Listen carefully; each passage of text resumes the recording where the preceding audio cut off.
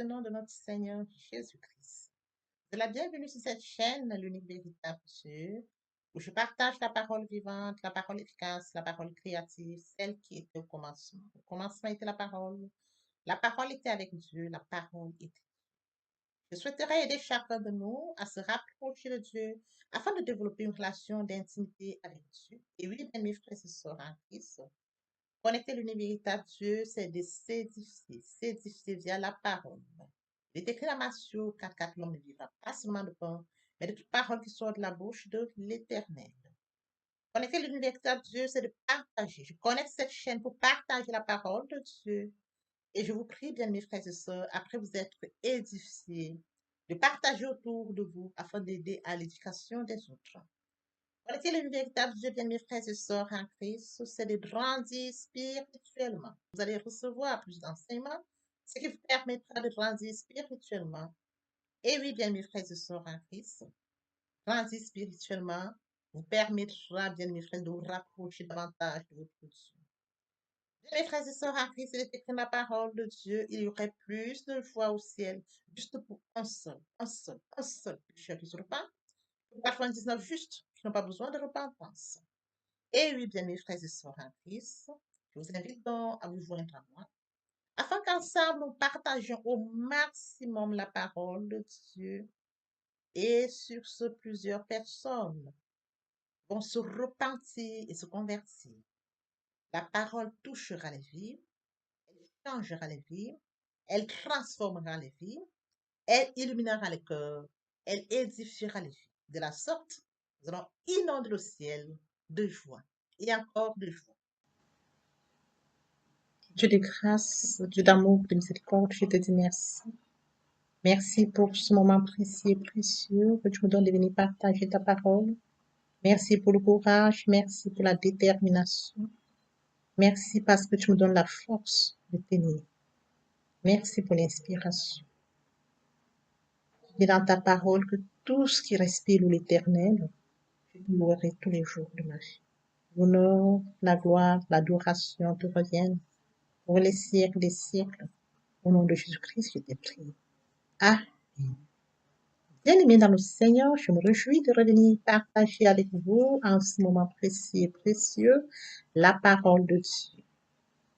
Il est écrit dans la parole de Dieu que tout ce qui respire loue l'Éternel. Louons l'Éternel par cette très belle chanson. Le Saint-Esprit est là. Le Saint-Esprit est là. La nuit a disparu et Dieu donne le salut. Et sur le monde entier, le grand jour s'est levé. Le Saint-Esprit est là.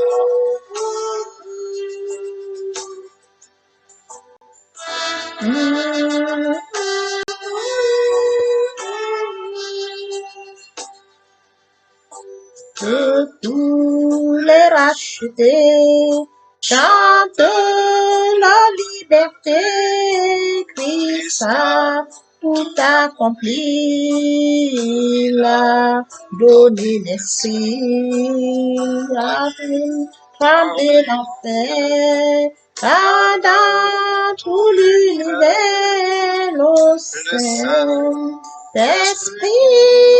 est là.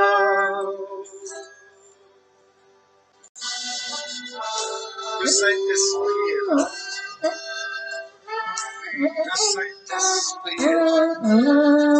La nuit a disparu et Dieu donne le salut. Et sur le monde entier, le grand jour s'est levé. Le Saint-Esprit est là.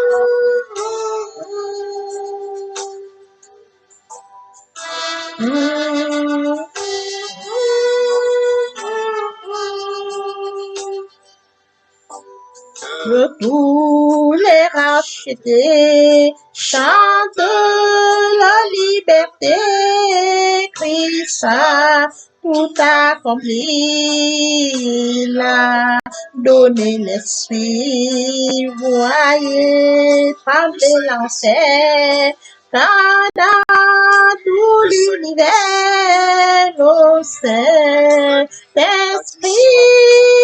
est là, le Saint-Esprit est là, le Saint-Esprit est là, la nuit a disparu, le Saint-Esprit est là. Seigneur, passons en prière. Dieu de grâce de bonté, Dieu d'amour, de miséricorde, Alpha, Oméga, je viens te bénir ce matin, t'élever, t'honorer, t'élever, t'acclamer, t'élever, te célébrer, le Dieu qui dit la chose s'accomplit.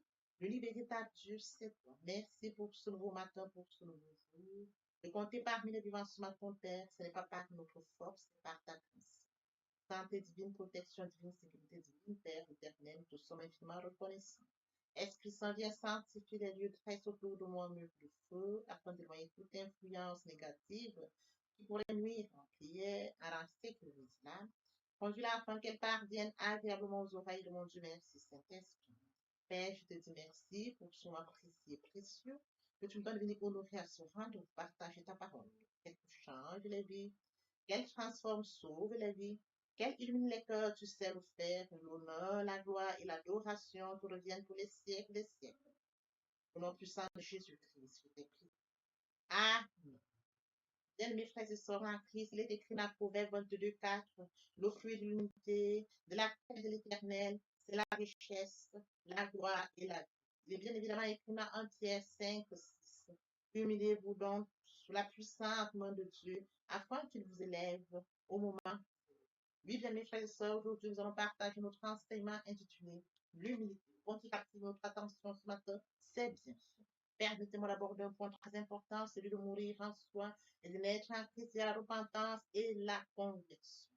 Il est écrit dans Jean 3:16, Dieu a tant aimé le monde qu'il a donné son Fils unique, afin que quiconque croit en lui ne périsse point, mais qu'il ait la vie éternelle. Comment pouvons-nous outrepaser un tel amour? Son Fils qui n'a pas péché est mort à Golgotha pour toi et pour moi. Il a dit à Golgotha, Père, pardonne-leur car ils ne savent pas ce qu'ils font. Tout est accompli. L'œuvre de la croix ne doit pas être vaine.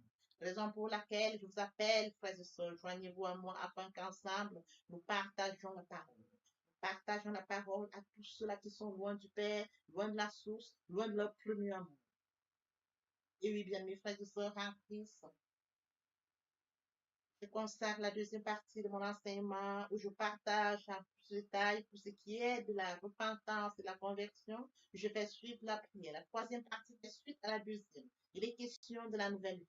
Sincèrement repenti et converti, on n'en reste pas. On n'en reste pas là. Il faut poursuivre. On passe des choses anciennes pour une nouvelle vie. Commence sur la parole dans 2 Corinthiens 5, 17. Les choses anciennes sont passées. Parce que toutes choses sont devenues nouvelles. À partir de ce moment, il est question de commencer sa nouvelle vie avec Dieu. C'est par une démarche personnelle, frères et sœurs en Christ, nous allons commencer cette nouvelle vie avec Dieu. De consacrer un temps à laquelle nous allons méditer la parole de Dieu, rencontrer Dieu. C'est très important. La méditation de la parole de Dieu. De la sorte, nous allons grandir spirituellement tout en développant une relation d'intimité avec Dieu. Bien, mes frères et sœurs en Christ dans le Seigneur, au commencement était la parole est avec Dieu, la parole était Dieu. Sur ce, revenons à notre enseignement de ce jour, les bienfaits de l'humilité.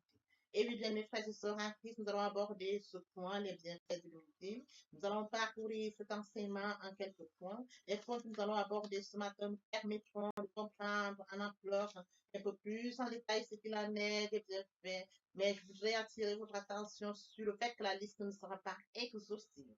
Les bienfaits de l'unité. Premier point, par l'unité, nous sommes glorifiés. Voyez-vous? Nous sommes glorifiés par l'unité. Il est écrit dans Proverbe 15, 33. La crainte de l'éternel enseigne la sagesse et l'unité précède la gloire. Lorsque nous sommes humbles, frères et sœurs en Christ, comme mentionné, frères et sœurs en Christ, l'unité précède la gloire. Lorsque nous sommes humbles, frères et sœurs en Christ, nous reconnaissons la puissante main de Dieu dans notre vie. Nous reconnaissons que tout nous vient de Dieu. Allah, il a mis à nous, les dons, il a mis à nous. Oui, frères et sœurs, nous nous humilions et la main puissante de Dieu nous élève au moment convenable. Voyez-vous bien, mes frères et sœurs en Christ, l'humilité précède la gloire. Comme deuxième point, dans l'humilité, nous obtenons de notre Dieu une grâce plus excellente. Oui, bien, mes frères et sœurs en Christ, dans Jacques 4:6, il accorde au contraire une grâce plus excellente. C'est pourquoi l'Écriture dit, Dieu résiste aux orgueilleux, mais il fait grâce aux saints. L'humilité, bien, mes frères et sœurs en Christ, précède la gloire. L'orgueilleux doit recevoir la grâce de Dieu afin d'être en mesure d'accepter ce qu'il est réellement et vivre libre. Bien, mes frères et sœurs en Christ, Dieu résiste aux orgueilleux, mais il fait grâce aux saints. Dieu résiste aux orgueilleux qui refusent de s'approcher de lui tel qu'il est, alors que Dieu reçoit favorablement l'humilité qui se présente. Dieu reçoit favorablement l'homme qui se présente devant nous. Nous devons nous humilier devant Dieu. Être orgueilleux, frères et sœurs en Christ, c'est résister Dieu. Comment pourrais-je recevoir de Dieu des dons et des talents et être orgueilleux? Comment comment savoir être conscient du fait que tout me vient de Dieu? J'ai été créé par lui, mais mettre l'orgueil en avance. L'orgueil n'a pas lieu d'être dans ma vie. L'orgueil, je la retire. L'humilité prend sa place. La première place, c'est l'humilité parce que je reconnais la présence de Dieu. Je reconnais la grandeur de Dieu. Dieu qui m'a créé, qui a mis à moi des dons et des talents. Bien, mes frères et sœurs en Christ, comme deuxième point dans l'humilité, nous obtenons de notre Dieu, une grâce plus excellente. C'est écrit dans Jacques 4:6. Il accorde au contraire une grâce plus excellente. C'est pourquoi l'Écriture dit, Dieu résiste aux orgueilleux, mais il fait grâce aux saints. Poursuivons notre enseignement des bienfaits. Poursuivons notre enseignement de ce jour. L'humilité, qu'en est-il de ces bienfaits? Comme troisième point, l'unité, dans l'unité, nous sommes capables de créer l'unité et la paix avec les autres. Oui, bien, mes frères et sœurs en Christ, dans l'unité, c'est facile d'écouter les autres. Il est facile d'apporter notre solution face à certains problèmes. Dans l'unité, les autres ont une attention particulière. Dans l'unité, nous captivons les esprits. Oui, bien, mes frères et sœurs en Christ, dans l'unité, frères et sœurs en Christ, ceux qui sont autour de nous sont surpris. Ils se posent la question, d'où lui vient cette unité? Nous avons cette unité de notre Dieu. Christ a été racheté à grand prix. Nous le reconnaissons. Lors de l'enseignement précédent, je parlais de cela. Christ a été racheté à grand prix. Et à partir du moment où j'ai conscience de ça, frères et sœurs en Christ, chacun de nous avons reçu le rachat de la croix de Golgotha. Qui suis-je pour m'enorgueillir? Mon frère comme moi, nous avons reçu. Et je me dois d'être humble autant que lui doit être humble. Nous devons être humbles. Dans mon humilité, je vais captiver les esprits autour de moi. Je vais impacter les esprits autour de moi. Ils se poseront les questions. Et je leur rappellerai d'où vient cette humilité. Pour ceux qui n'en savent pas, pour ceux qui ne connaissent pas, d'où vient l'humilité? C'est pour cette raison qu'on mentionne au troisième point de l'unité, nous sommes capables de créer l'unité et la paix avec les autres. Quatrième point, par l'humilité, nous renonçons à nous-mêmes et laissons Christ vivre. Oui, frères et sœurs en Christ, il est mort à Golgotha pour nous. Nous laissons Christ vivre. C'est en nous dépouillant de moi que nous pouvons dire en toute confiance, Christ vit en nous. Oui, bien, mes frères et sœurs en Christ, dans la 2:20, ce n'est plus moi qui vis, mais c'est Christ qui vit en moi. Voyez-vous, Christ vit en moi. Ce n'est plus moi qui vis, mais c'est Christ qui vit en moi. Je disparais, il apparaît. Mes frères et sœurs en Christ, comme quatrième point, par l'unité, nous renonçons à nous-mêmes et laissons Christ vivre en nous. Comme cinquième point, l'unité nous procure la douceur qui promet le repos à nos âmes. Nous recevons la douceur. Et cette douceur promet le repos à nos âmes. Le Seigneur Jésus-Christ, notre parfait modèle, mentionné dans Matthieu 21:5.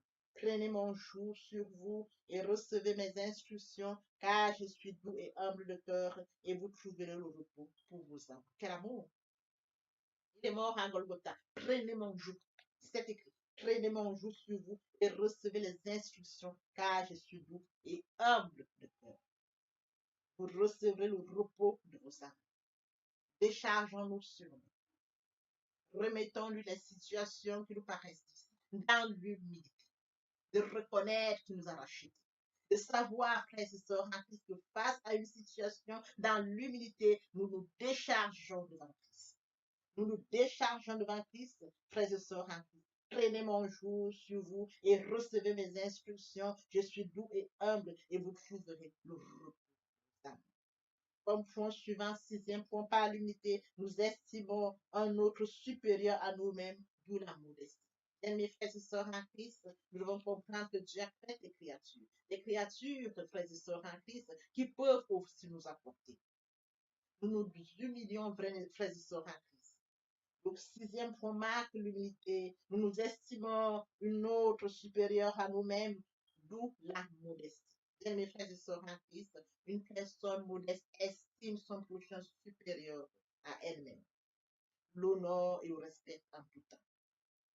Elle a cette assurance que sa valeur ne dépend pas de ses possessions ou d'une quelconque comparaison avec la vie de l'autre. C'est de comprendre que l'autre m'apporte. C'est d'apporter le respect à celui qui m'apporte. Oui, frères et sœurs en Christ, ce n'est pas comparer cette personne à Dieu, mais comprendre que Dieu a mis en cette personne des dons et des talents comme il a mis en moi, mais cette personne m'apporte ce que je n'ai pas. Je reconnais à cette personne ce que Dieu a mis en lui. J'ai le respect pour cette personne. Il est mentionné à Philippiens 2, 3, 4, que rien ne se fasse par esprit de parti ou par vaine gloire, mais que dans l'unité, l'un estime l'autre supérieur à lui. Voyez-vous? Autant que j'estime mon frère supérieur à moi, il m'estime supérieur à lui. Pourquoi? Parce que Dieu a mis en nous des dons.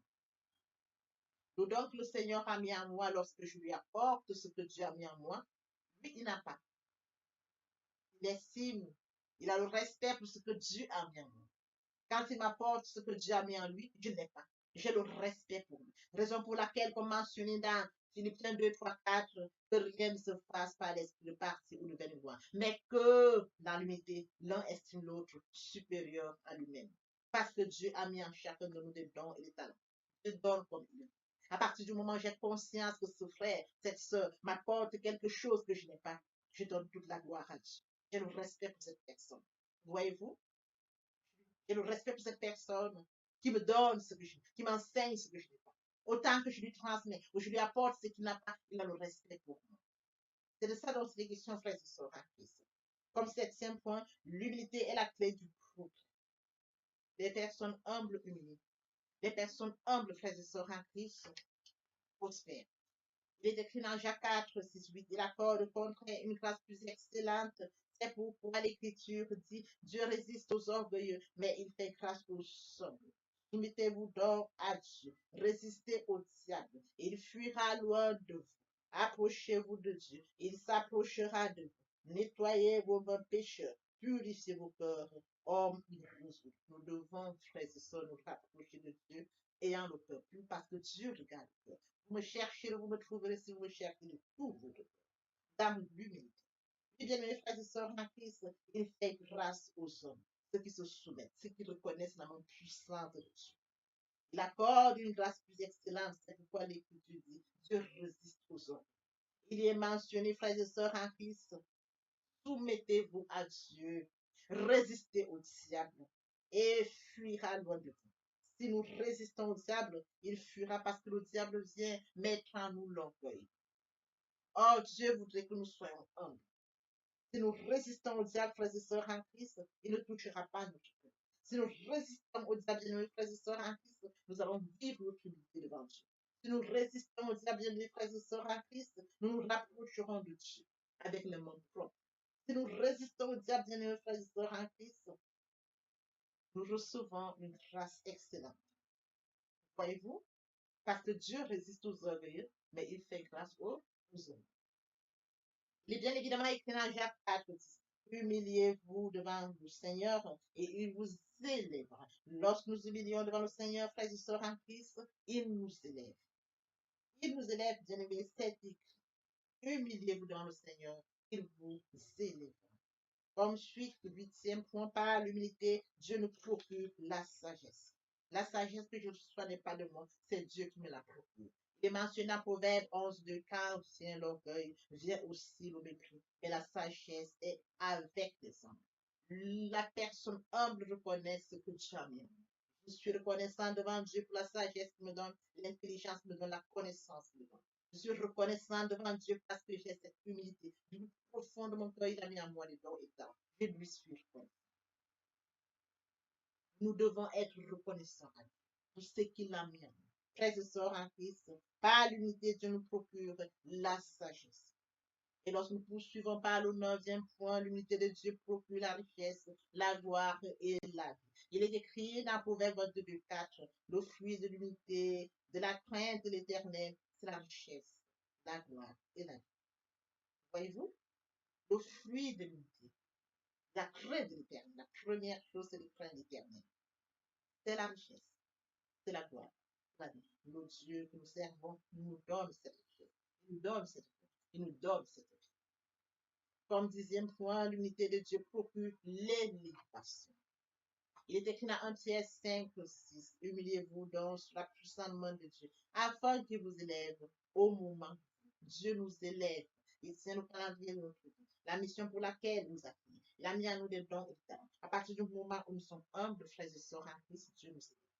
Au moment opportun, il le sait. Et oui, bien, mes frères et sœurs en Christ, cet enseignement tout enrichissant, les bienfaits de l'unité. Je voudrais que nous comprenions que l'unité est le fondement de toute vie spirituelle. C'est une vertu à apprendre et à pratiquer dans les circonstances douloureuses de la vie quotidienne. Bien, mes frères et sœurs en Christ, faisons tout notre possible pour être toujours humbles. À l'imitation de Jésus-Christ, qui s'est anéanti lui-même, prenant la forme d'esclave, étant fait à la ressemblance des hommes. Il s'est humilié. Il s'est humilié, bien mes frères et sœurs en Christ. À la croix de Golgotha, il a effacé l'acte dont les âmes condamnées et qui subsistaient contre. Il a détruit en le point la croix. Il s'est humilié, se rendant obéissant jusqu'à la mort. C'est pourquoi Dieu l'a souverainement élevé et lui a donné un nom au-dessus de tout nom, afin qu'au nom de Jésus, tout genou dans les cieux, sur la terre et sous la terre. Il s'est humilié. Un exemple, un modèle. Nous devons nous humilier. Voyez-vous bien, mes frères et sœurs en Christ, comme mentionné dans Jacques 10, comme mentionné dans Jacques 4:10, bien, mes frères et sœurs en Christ, humiliez-vous devant le Seigneur et il vous élève. Comme mentionné dans Jacques 4:10, humiliez-vous devant le Seigneur et il vous élève. Papa, je t'aime. Papa, je t'aime. Papa, je t'aime. Tu es mon papa. Papa, je t'aime. Papa, je t'aime. Papa, je t'aime. Tu es. Voici que nous allons poursuivre les deuxième et troisième parties de notre enseignement, partie riche importante, pour compléter cette première pour notre français, pour notre édification. Sur ce, je vous prie dans l'oreille pour la suite. Merci. Seigneur a déjà préparé le plan pour Jésus. Il a une merveille pour nous, une mission pour laquelle nous vivons. Nous ne devons pas avoir peur. Nous devons rester fidèles, connectés à Dieu et non être distraits. Alors que cet enseignement nous serve, frères et sœurs en Christ, et que nous puissions, oh Dieu, continuer à rester fidèles à lui et à lui seul. Il est écrit, Dieu n'est pas un homme pour mentir, nous sommes pour se repentir. Ce qu'il a dit, ne le fera-t-il pas? Ce qu'il a déclaré, ne le déclarera-t-il pas? Papa, je t'aime. Papa, je t'aime. Oh, papa, je t'aime. Tu es mon papa. Papa, je t'aime. Papa, je t'aime. Oh, papa, je t'aime. Voici, nous allons poursuivre les deuxième et troisième parties de notre enseignement. Partie riche importante pour compléter cette première pour notre édification. Sur ce, nous préparons l'oreille pour la suite. Merci. Oui, bien, mes frères et sœurs en Christ, dans le Seigneur, je vous ai bien évidemment que nous comprenions que il est très important de vivre proche de Dieu. Pour nous qui étions loin de Dieu, qui étions éloignés de Dieu, qui avions une vie qui nous convenait, mais qui n'honorait pas notre Dieu, bien mes frères et sœurs, il est temps de réaliser que le moment est venu pour nous de nous rapprocher vers le Créateur, de nous rapprocher vers le Dieu qui nous a créé à son image et à sa ressemblance, de venir au Père, de revenir à la source. Bien mes frères et sœurs, en Christ, il est très difficile de vivre loin de sa destinée. Voyez-vous, permettez-moi de les forcer par le son à côté de la mer. Nous avons des brebis, ils sont à côté de la mer. Nous avons toute espèce qui vit à côté de la mer qu'il a mise au monde. Comment pouvons-nous vivre loin de notre nation? Nous sommes loin de Dieu, nous n'avons pas conscience de notre destin, qui est celle que Dieu a préparée pour nous. La vie que nous pourrons vivre nous apportera vie. Bien, mes frères et sœurs, rapprochons-nous de Dieu. Rapprochons-nous de Dieu et de notre destin. Rapprochons-nous de Dieu afin de vivre comme Dieu l'a décidé pour nous. Rapprochons-nous de Dieu, bien, mes frères, à son image, à sa ressemblance. Vivre loin de Dieu, c'est vivre loin de sa destinée. Oui, bien, mes frères et sœurs, sur ce, je vais donc introduire ce matin la repentance et la conversion. Il est très important de mourir en soi et de naître en Christ. Il y a la repentance et la conversion. Se repentir, c'est de reconnaître que je suis pécheur.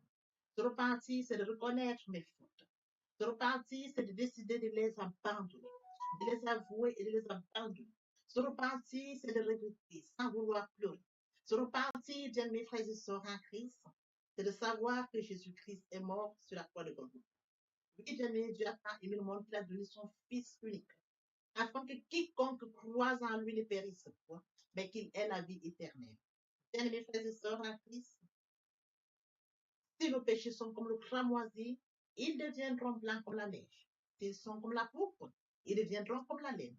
Telle est la parole de Dieu. Si nous confessons le péché, il est fidèle. Il est fidèle pour nous les pardonner et pour nous purifier de toute iniquité. Quel amour, bien mes frères et sœurs. Nous servons un Dieu fidèle. Dieu n'est pas notre menti, ni le Fils de l'homme pour se repentir. Ce qu'il a dit, ne le fera-t-il pas? Ce qu'il a déclaré, ne l'exécutera-t-il pas? Bien, mes frères, il est très important de passer à la repentance. Et la conviction, c'est le fait de déplacer le centre de gravité de ma vie entière. Avant, j'avais une vie qui n'honorait pas Dieu. Je menais une vie qui me convenait, qui m'honorait. Bien, mes frères et sœurs, qui suis-je pour m'honorer? Je dois honorer le Dieu qui m'a créé. Raison pour laquelle, dans l'humilité, je dois rentrer dans la nouvelle vie. Les choses anciennes sont passées. Voici la nouvelle vie commence. Je dois rentrer dans la nouvelle vie. C'est très important, bien mes frères et sœurs. Lorsque les cœurs se convertissent, le voile est ôté. Or, le Seigneur, c'est l'Esprit. Là où est l'Esprit du Seigneur, là est la liberté. Vous entrez dans la liberté. Oui, bien mes frères et sœurs, c'est très important de le comprendre. Vous entrez dans la nouvelle vie. L'Esprit Saint prendra le contrôle de cette nouvelle vie. Bien mes frères et sœurs, pour toutes les personnes qui ne se sont pas encore engagées à suivre le Seigneur, pour ceux qui se sont engagés et qui auraient abandonné pour quelque raison que ce soit, le moment est venu pour nous de rentrer en prière via cette chanson.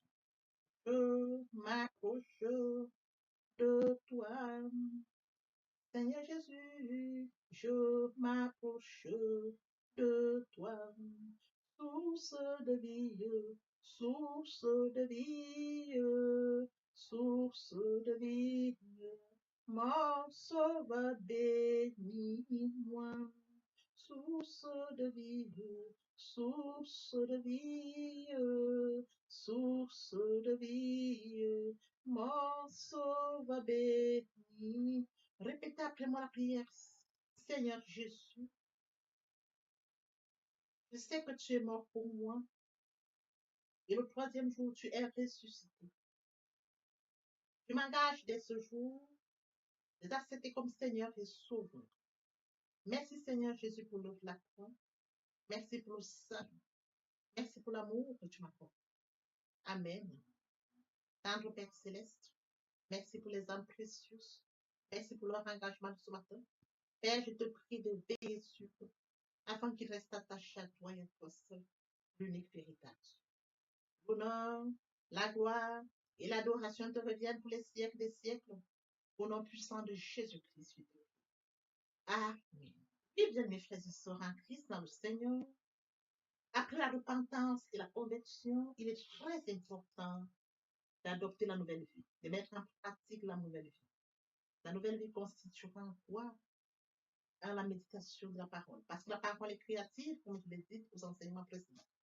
Au commencement était la parole était Dieu, et avec Dieu, la parole était Dieu. C'est de cette parole dont il est question. La parole est créative, elle est dominante, elle est efficace, elle est productive. C'est de cette parole dont il est question. Il est question de méditer la parole. Il est question de suivre certaines étapes de mes frères et sœurs en Christ. Je lis la parole, il est question de lire la parole. Premièrement, bien mes frères et sœurs en Christ, c'est de rentrer en prière. Confier ce moment à Dieu où je vais en méditation, invoquer le Saint-Esprit afin qu'il prenne contrôle durant la méditation et suivre donc la lecture du verset biblique ou du passage qui nous servira d'appui pendant la méditation. Méditer la parole, c'est la mûrir, c'est aller en réflexion profonde. Méditer la parole, bien mes frères et sœurs, pendant ce moment, je reçois des révélations via le Saint-Esprit.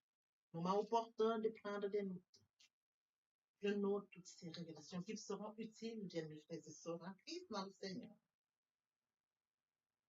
Il faut bien évidemment recevoir la parole. Quand on médite, il faut la recevoir. Je reçois la parole en actant la foi. La foi est une ferme assurance des choses qu'on espère, une démonstration de celles qu'on ne voit pas. La foi vient de ce qu'on entend vient de la parole de Dieu. Acter la foi agissante. Il faut bien évidemment obéir à la parole. L'obéissance vaut mieux que le sacrifice. Abraham a acté la foi. Abraham a obéi. Donne-moi ton fils, ton unique fils, qui s'est levé. Le Seigneur m'a donné un fils. Le Seigneur me demande de lui donner mon fils. Je vais lui donner mon fils. Abraham n'a pas hésité. Bien, mes frères et sœurs, qu'il est difficile, à bon nombre d'entre nous, dans le cas d'Abraham, quand on leur demande seulement leur fils unique pour rendre service à un certain X ou Y, il leur est difficile. Abraham s'est levé avec son fils unique. Il est parti comme le Seigneur le lui avait dit. Et sur les lieux, le Seigneur lui a présenté un animal qu'il devait prendre à la place de son fils. Acter la foi, perdre la foi, Abraham. Oui, bien mes frères et sœurs en Christ, nous devons mettre en pratique la parole. La parole que nous avons lue. Nous l'avions méditée. Nous mangeons la parole, nous buvons la parole. Nous actons la foi. Nous obéissons à la parole. La parole sans sémence, elle est porteuse. C'est dans le moment où il faudra mettre en pratique la parole. Oui, bien mes frères et sœurs en Christ, en louange la parole, en adoration la parole, en jeûne et prière la parole. Déclarer la parole au moins opportun. Là, c'est très important. Qu'est-ce que je déclare? Il est question de cerner la situation à laquelle je fais face. Est-ce une situation de maladie? Très bien. Et quels sont les versets bibliques qui me permettront de rentrer en prière? C'est de ça dont il est question. Quand je lis la parole, je prends connaissance des versets bibliques. Je les lis, je comprends, je note. Je note au fur et à mesure. Je note. Je vous apprendrai ça au fur et à mesure de mon enseignement. Pour que vous puissiez prendre connaissance des versets bibliques et comment est-ce qu'on pourra les noter par catégorie, les classifier pour mieux comprendre. Je les note et je m'en sers au moment opportun. La situation à laquelle je fais face, quel est le verset biblique? D'où l'utilité de la méditation, la parole de Dieu. La parole depuis le commencement. Lorsque vous voulez bénir quelqu'un, vos parents vous bénissent via la parole. Toute chose, vous déclarez une parole. Dans de déclarer la parole face à une situation, la parole vivante, la parole efficace, la parole productive, la parole qui est au commencement, la parole qui est Dieu, je la déclare avec foi. Je la déclare. Et la parole est porteuse. Il est écrit, ma parole ne retourne point à moi, sans avoir exécuté ma volonté et accompli mes désirs. La parole. C'est cette parole qui va s'exécuter. Parce que Dieu est ça, et sa parole, depuis le commencement. Oui, bien mes frères et sœurs en Christ, voici comment est-ce que nous allons commencer cette nouvelle vie. Nous allons laisser l'ancienne vie, nous rentrons dans une nouvelle vie. Je voudrais que nous comprenions étape par étape comme un enfant qui fait ses pas. Il vient de naître. Il vient dans un nouveau monde. On lui donne d'abord le lait. Au fur et à mesure dans son évolution, on lui donne ce dont il a besoin. Il grandit tout doucement. Telle est la situation à laquelle je voudrais que, bien mes frères et sœurs en Christ, vous adaptiez comme un enfant, de manière progressive, pour comprendre comment on évolue dans la foi, comment on grandit via la parole de Dieu. Oui, bien mes frères et sœurs en Christ. Aimer Dieu, c'est d'accorder la priorité au royaume. Aimer Dieu, c'est de lire sa parole, méditer sa parole, mettre sa parole en pratique. Aimer Dieu, c'est de partager la parole. Aimer Dieu, bien mes frères et sœurs en Christ, c'est de partager autour de soi et encore plus. Aimer Dieu, c'est de tendre l'oreille aux besoins de mon prochain. C'est d'assister mon prochain si besoin est. Aimer Dieu, c'est de participer à l'édification, de courir après les âmes. Aimer Dieu, bien mes frères et sœurs en Christ. Comme mentionné la parole de Dieu, il y aurait plus de au ciel, juste pour un seul péché. C'est d'exploser le ciel. D'amener plusieurs à la repentance, à la conversion, via le partage de la parole. Ils viendront par curiosité, bien mes frères et sœurs. Lorsque nous allons manifester l'amour de Dieu de la sorte, ils verront cet amour. Ils seront surpris de notre amour. Mais qu'est-ce qu'ils ont? Qu'est-ce qui les touche? Dans cette curiosité, ils viendront comprendre pourquoi, comment nous manifestons l'amour naturel, l'amour qui vient de Dieu. Et alors, bien mes frères et sœurs, nous leur dirons, il est mort sur le Golgotha pour toi et pour moi. Cet amour, nous l'avions. Et toi aussi, tu peux l'avoir. J'ai la repentance et la conversion. Nous amenons les âmes à la repentance, à la conversion. Nous participons à l'éducation, à la repentance. Nous allons courir pour amener les âmes au Père. Oui, bien mes frères et sœurs en Christ. De la sorte, nous allons amener. Ils viendront, ils se joignent à nous. Voyez-vous, nous allons former encore plus et plus. Et que tous ensemble, nous serons encore plus efficaces pour recourir derrière d'autres. Tel est le travail que nous avons. C'est de courir après les amener, et qu'ils restent, qu'ils se joignent à nous, et qu'ensemble nous allions encore à la conquête d'autres. C'est ça qu'il est question, bien mes frères. C'est un travail. Je me dois de le faire. Tu te dois de le faire, que chacun y mette du sien. Exploser le ciel, comme mentionné dans la parole, il y aurait plus de vie. Dans l'espoir que cet enseignement était enrichissant, je vous prie de le partager au maximum pour participer à l'édification des autres. L'herbe sèche, la fleur tombe, mais la parole de Dieu demeure éternellement. Que l'Éternel Dieu vous bénisse, ainsi vos familles respectives. À très bientôt. Amen. Bien, mes frères et sœurs en Christ, et mon Dieu, et mon Dieu, et mon Dieu, aimer Dieu, c'est d'accorder la priorité au royaume. Aimer Dieu, c'est de reconnaître que Christ est mort sur le Golgotha pour toi et pour moi. Aimer Dieu, c'est d'accepter l'œuvre de la croix. Aimer Dieu, c'est d'accepter de mourir en soi et de naître en Christ. De la repentance et la conversion. Aimer Dieu, bien mes frères et sœurs, c'est tendre l'oreille à l'écoute pour mon prochain. Aimer Dieu, bien mes frères et sœurs, c'est de partager la parole. Partager afin qu'elle puisse toucher le maximum de personnes aux insultes de la paix. Aimer Dieu, c'est de permettre à ce que ceux-là qui sont loin de Dieu reçoivent la parole et viennent à la repentance et à la conversion. Aimer Dieu, bien mes frères et sœurs, c'est de participer à l'édification du ciel, car il est écrit, il y aurait plus de au ciel, juste pour un seul pécheur qui se repent, comme 99 justes qui n'ont pas besoin de repentance. Oui, bien mes frères et sœurs, en Christ de la sorte, nous manifestons l'amour de Dieu. Qui pourrait me séparer de l'amour de Dieu? Serait-ce la tribulation, ou l'angoisse, la persécution, la faim, ou la nudité, ou l'épée, ou le péril? Rien de cela ne pourrait nous séparer de l'amour de Dieu.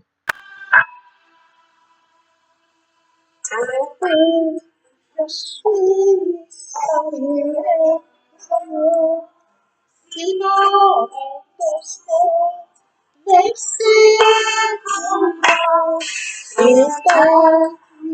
et la gloire de Dieu,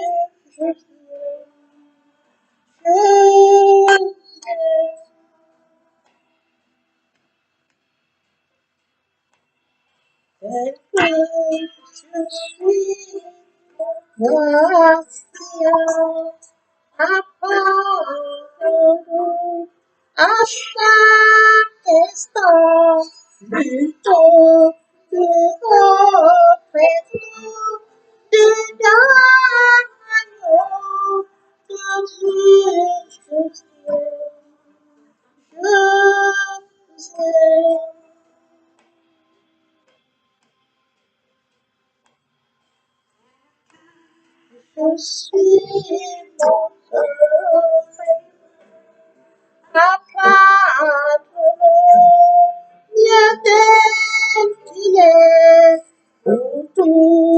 changer souvent par tes agneaux de Dieu justice. Je